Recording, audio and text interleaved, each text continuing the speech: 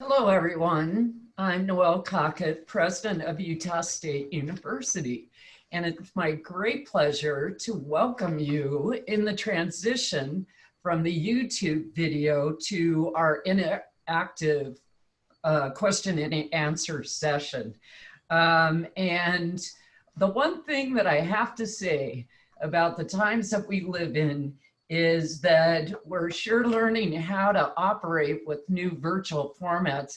I think there's a saying that's really appropriate, at least for me, which is you can teach old dogs new tricks. So we're very, very glad that you folks have been able to join us now in the second part of our research landscapes at Utah State University. What we plan to do in this session is allow you folks, our attendees, which I've seen many, many familiar faces and glad to have you guys here.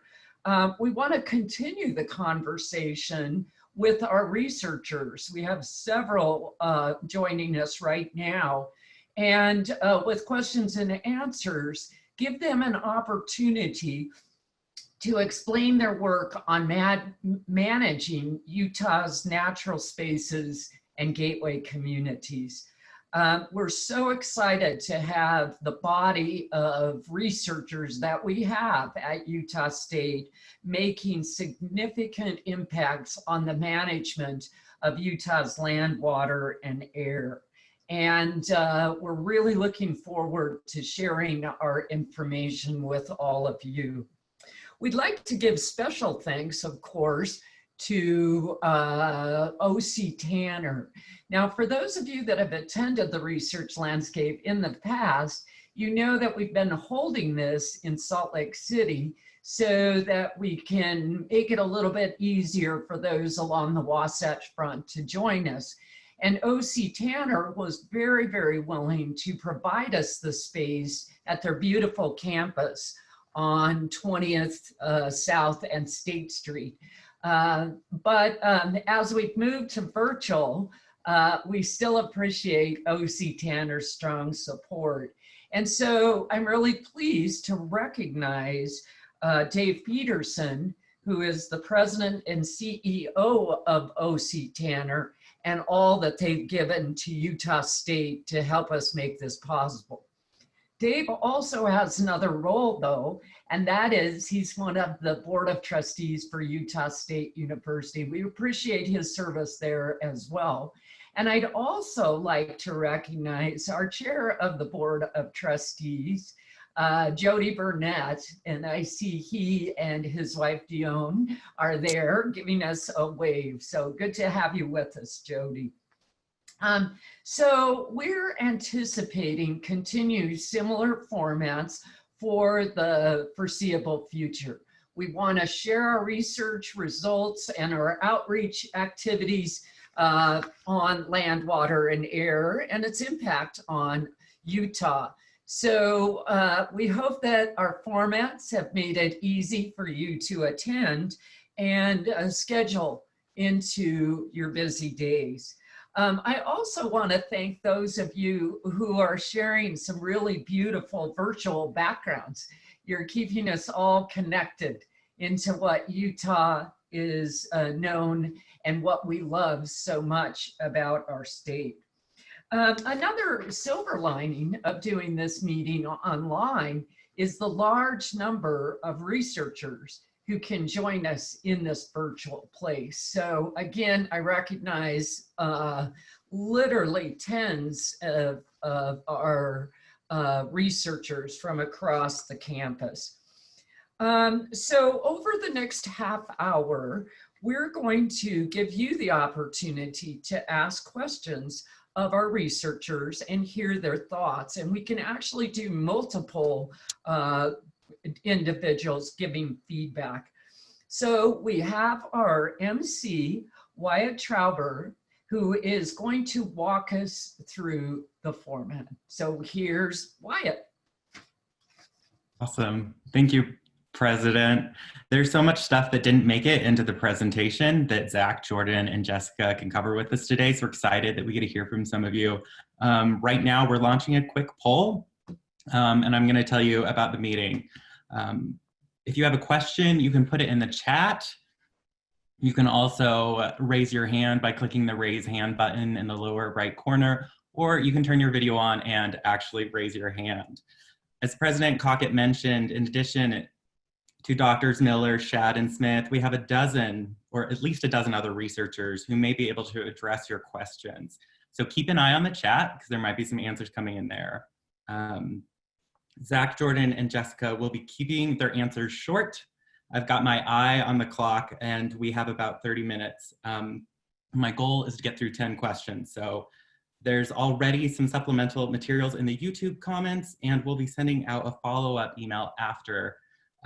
So the poll is wrapping up, hopefully.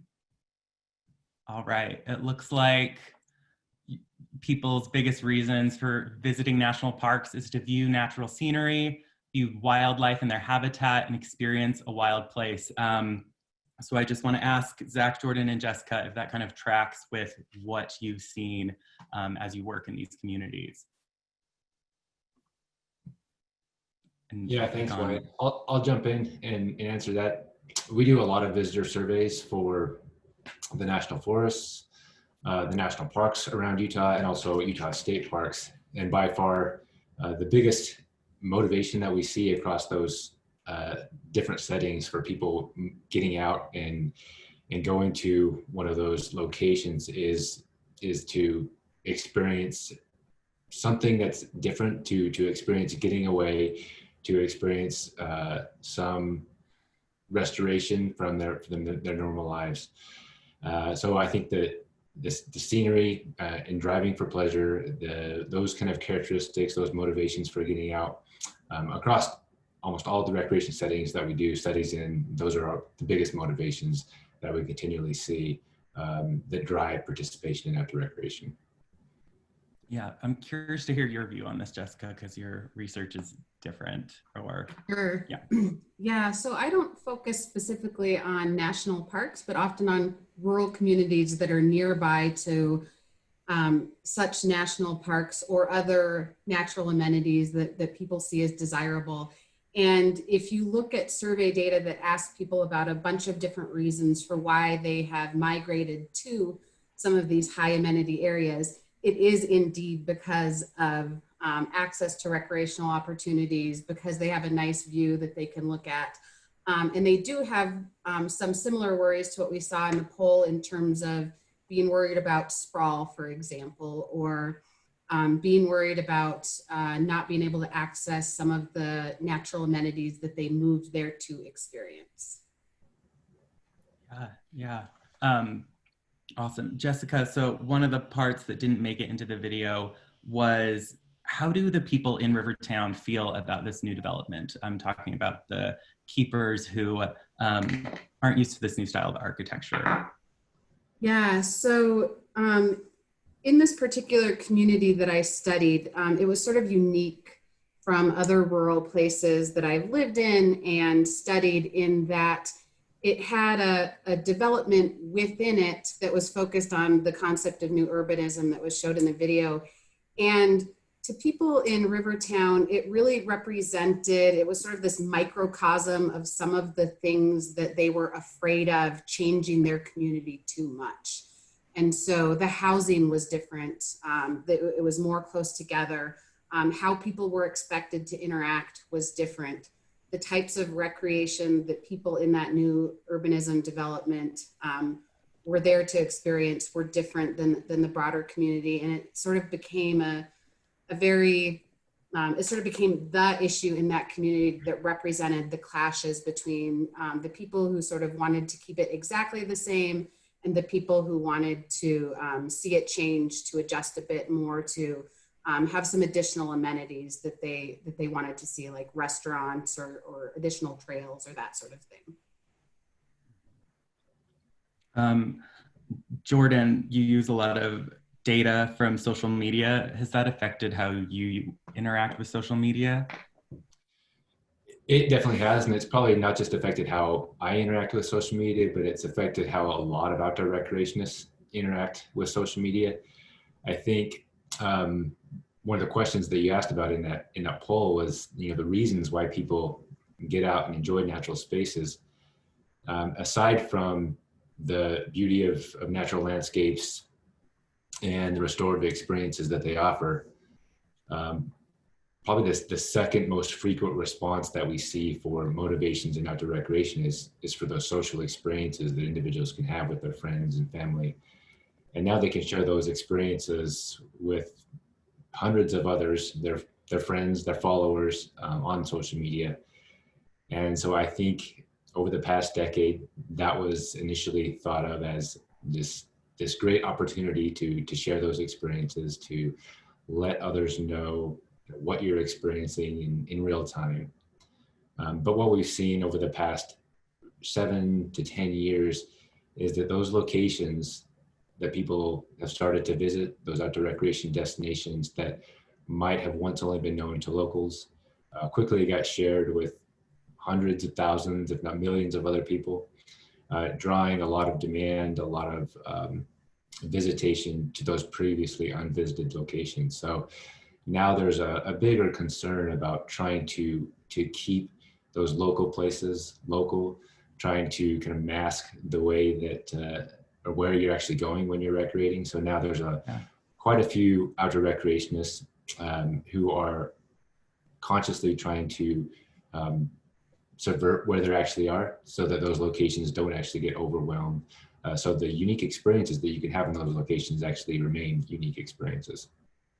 Yeah. I was hiking in St. George with a friend, and she is basically like, don't post this on Instagram. People don't need to know about this hike. Zach, Paul Jackus wants to know, has anyone measured how the current COVID crisis and emerging stay-at-home ethic has affected NP visitation? National park visitation has been increasing for most of the past decade. Will COVID affect this long-term trend for the national parks and other public lands? Sure, that's a great question. I think it's on everyone's mind right now. I'm going to cite some of Jordan's research. So, the Institute of Outdoor Recreation, which Jordan is the director of, saw that Utahns were recreating about twice as much during the COVID-19 pandemic compared to the year previous. Fact check me, Jordan. Is that about right? Right. It depends on where you are, but yeah, it is about right. Roughly. So, I think what we're seeing is that if the COVID-19 pandemic has taught me anything about national park and generally public land visitation, it's that outdoor recreation is really an essential service that's provided. And people are taking advantage of that because, they perceive it to be safer than recreating or going out in a variety of other ways. And so I think the question about it affecting national park visitation will ultimately, we will see what happens because those data are still rolling in. There will definitely be a regional effect. So some smaller Alaskan parks, for instance, have completely shut down visitation.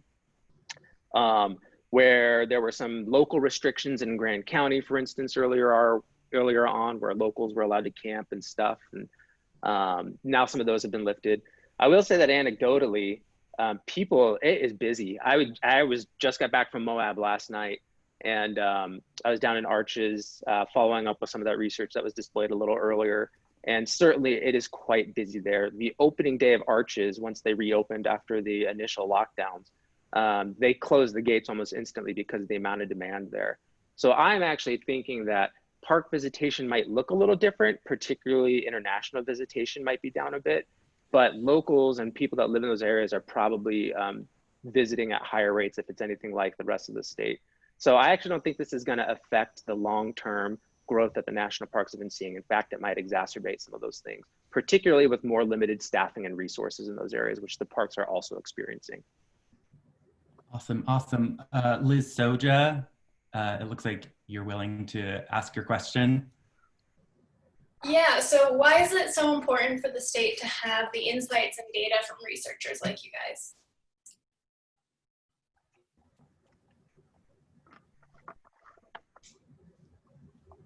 Well, I'll go ahead and jump into that. Outdoor recreation and tourism is a major component of Utah's economy and the quality of life and the lifestyles of Utahns.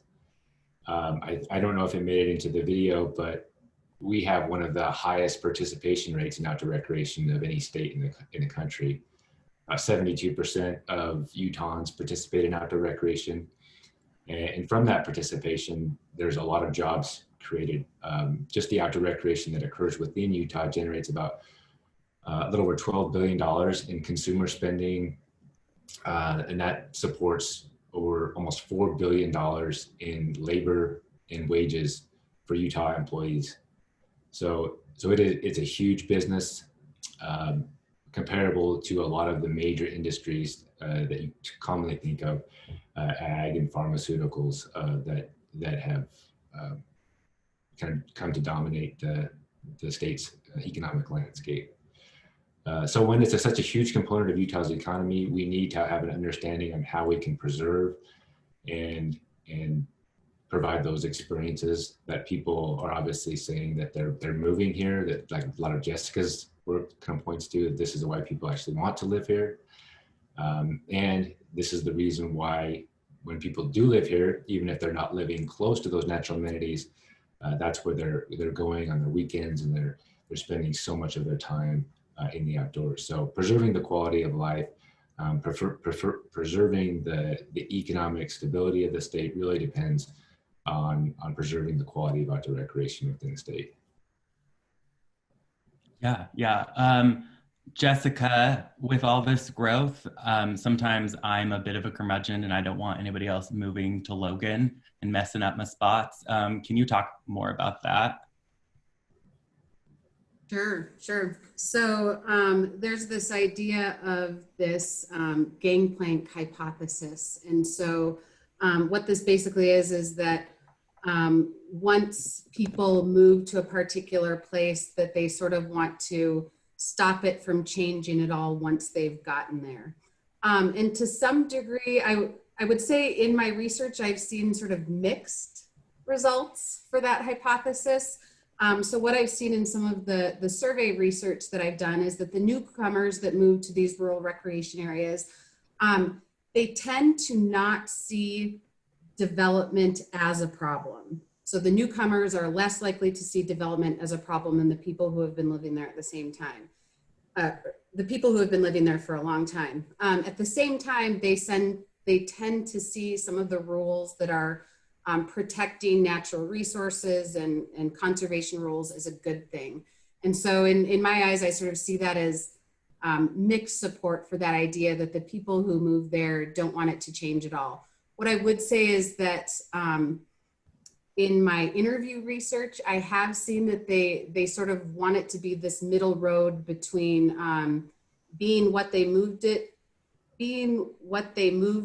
there for it, but also having some of the amenities that they've been used to in some of the other places that they might have lived. And so before I mentioned like coffee shops and breweries, you see those sort of things moving into some of these amenity destinations. And then what happens is you sometimes have conflict over where the community is going in the future. Is this too much like someplace else and not enough like the rural place that some people envision it to be? So it's nuanced. Yeah. Karen Mock asked, have you gotten some good novel research ideas from your interactions with local communities around parks? And is your research well received in these communities? And I think this might be kind of a question for everybody. So I can just talk to that real quick.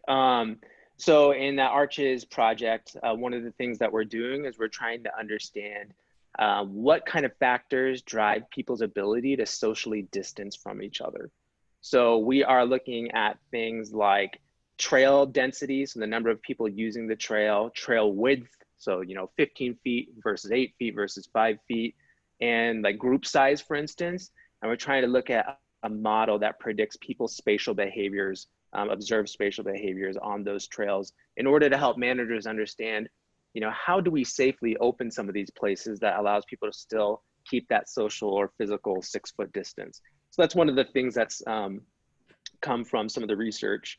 With colleagues at Penn State and University of Montana, we're also looking at how people's demographics or their perceptions of risk in national parks while they're recreating is possibly changing as well. So those are just two little COVID-19 things that have popped off in my research world.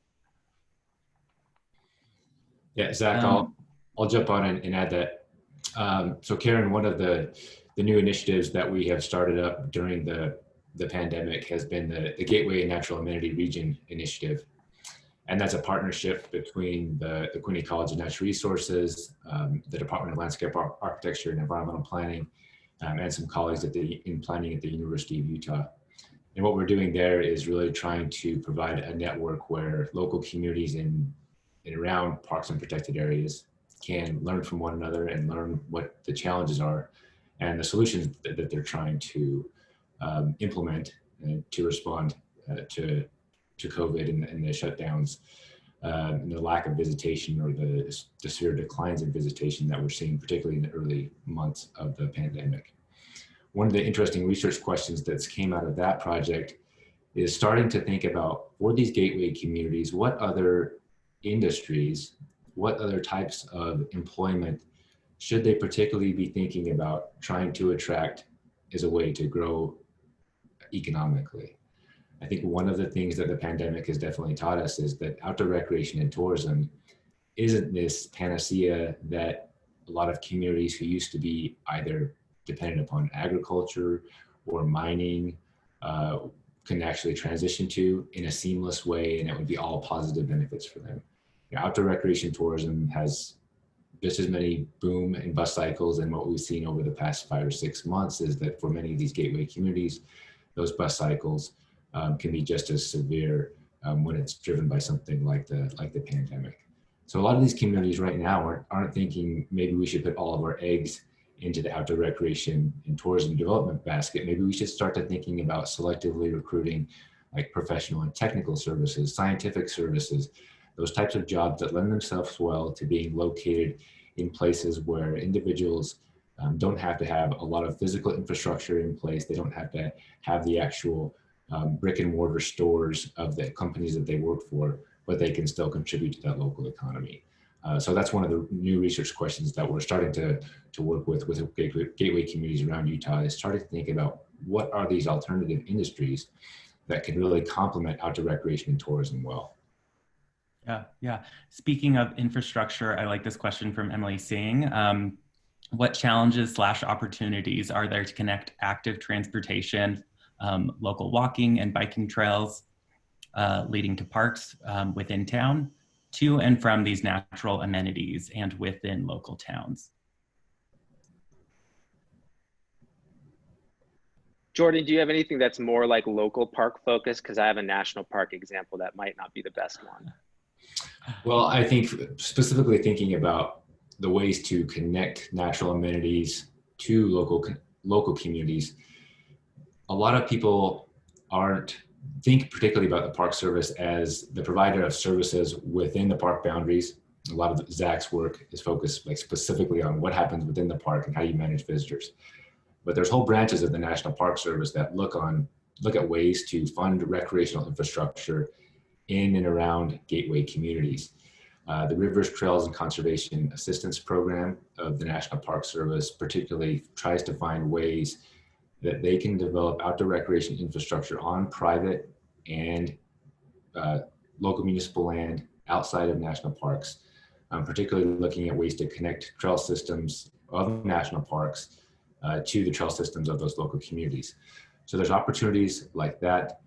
There's a lot of opportunities that the state of Utah has started to put significant amounts of money into with recreation infrastructure improvement grants that are offered through the Governor's Office of Economic Development.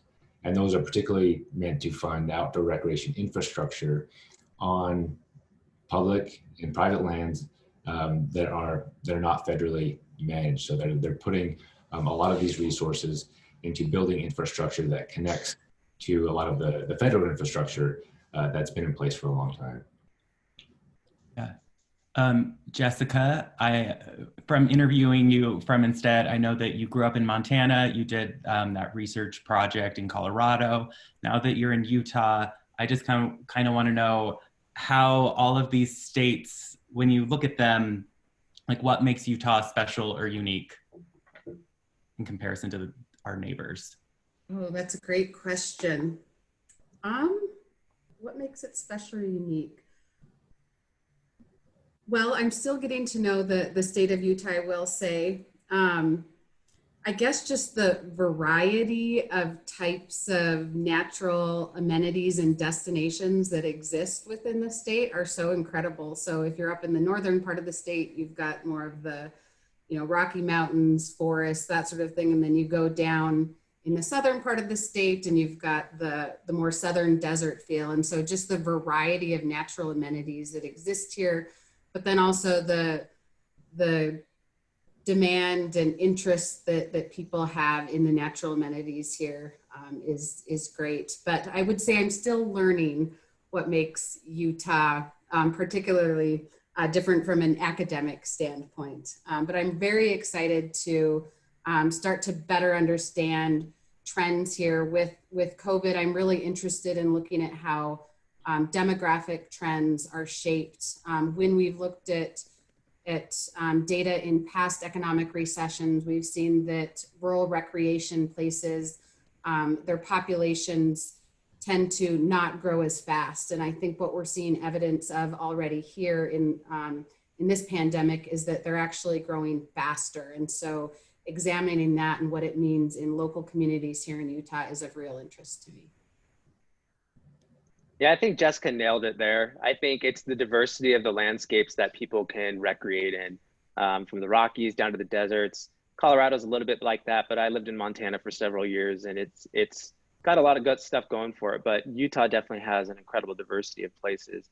I think we also have a lot of different state parks and BLM lands and parklands, and people can take a variety of different ways to engage on those landscapes, whether it's fishing, hunting, OHV use, hiking, backpacking, all those kind of things. So it really is that diversity on the landscape that I think makes Utah so wonderful.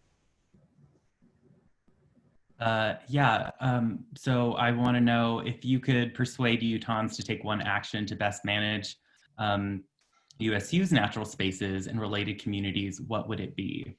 What about Utah's decision makers and managers?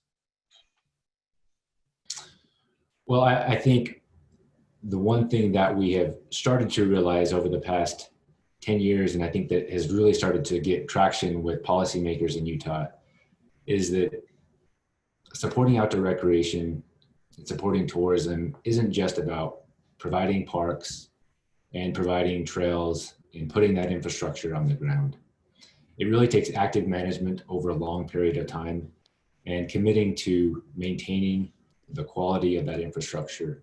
So just 2 legislative sessions ago, the Utah State Legislature passed a bill that provides funding for recreation infrastructure, specifically for the management of that infrastructure, the maintenance of that infrastructure. So this is, a big kind of bellwether for outdoor recreation infrastructure across the state.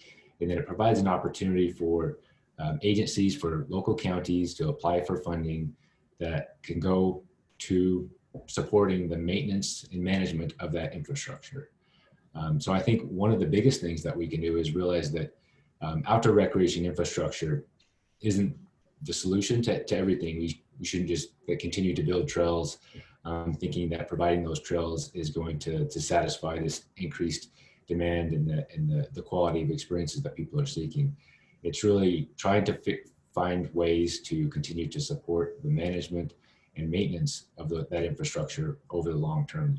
I think one of the biggest things that just happened over the past couple of weeks was the passing of the Great America Outdoors Act, and that's going to lead to a lot of money that's particularly focused on providing relief for deferred maintenance costs in national parks, which has been a long problem with the management of national parks for a long time.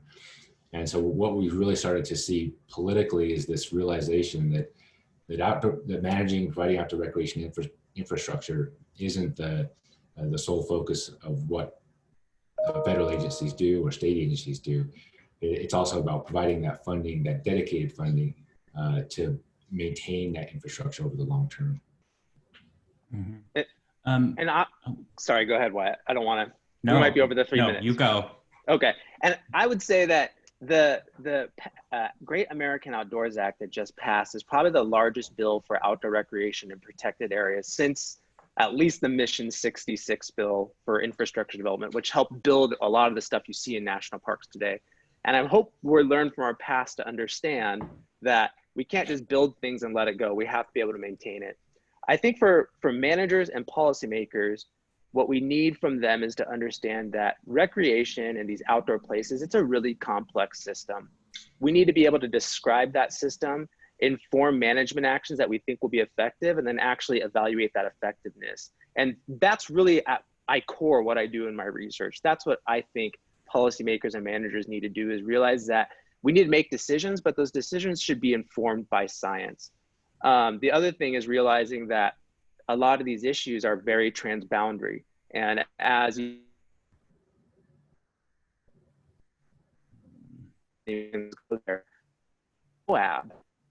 we just can't stop the management. And that's why research like Jessica's stuff is so important to understanding those kind of larger scale landscapes. Jessica, all you do, it kind of feels like a lot of what you do is just understand problems happening in communities. Does that get dire after a while?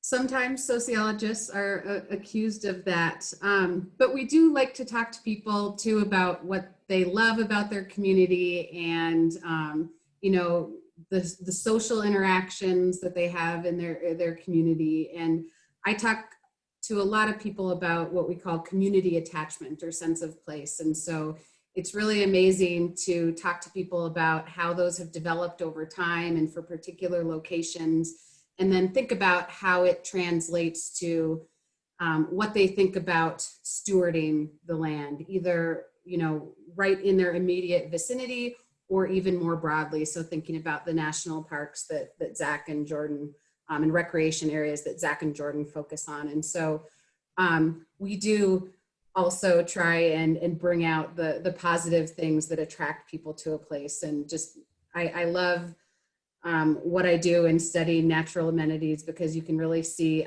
the important role that it plays in people's everyday lives, and think about how we can translate that into good policy and programs. Yeah, Jordan, what makes you optimistic about the future of outdoor recreation in Utah? Because,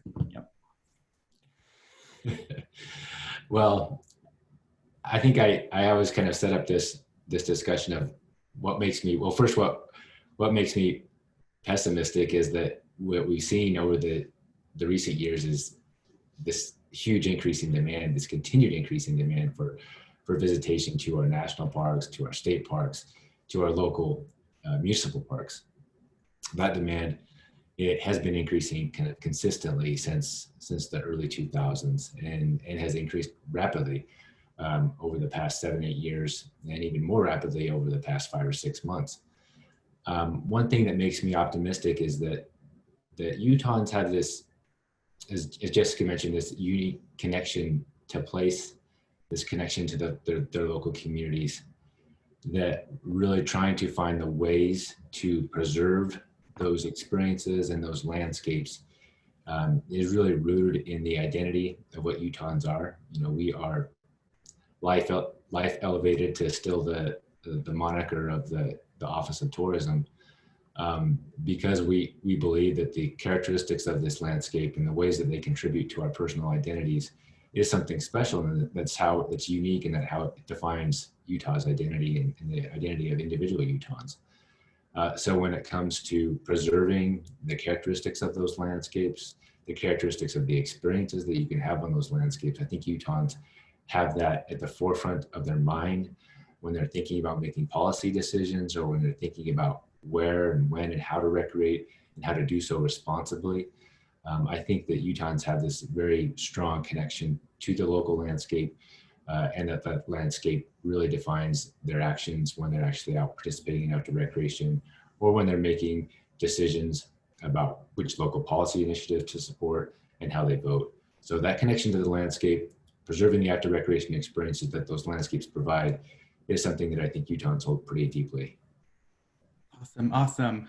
Well, Great answers, everybody. And it looks like we're out of time. Jessica, Jordan, and Zach, it's been wonderful working with you on this project. And I'm going to turn it over to Lisa to close things out. Thank you, Wyatt. And I'd like to second the thank you to our researchers, Zach Miller, Jordan Smith, Jessica Schad. Thank you so much for the insights and thoughts that you've given us today about our interactions with our national parks. Fascinating discussion. I'd also like to thank one more time OC Tanner for their support of Research Landscapes, and for all of you being with us today, both through the YouTube event and coming over and sharing time with us in discussion during this Zoom event. We look forward to having you involved in the future. If you want to learn more about USU research, including from the group of researchers you heard from today, please look for the link in the chat for Instead, our podcast, which also happens to be hosted by Wyatt Trauber. We'd like to hear about your experience. This is a new venue for us, working virtually. And so in the chat, you're also going to see a link for a survey. We very much want your feedback on how we can improve and maybe about interest areas that you have to learn more about. And so again, thank you. Have a good day. We look forward to seeing you in the future.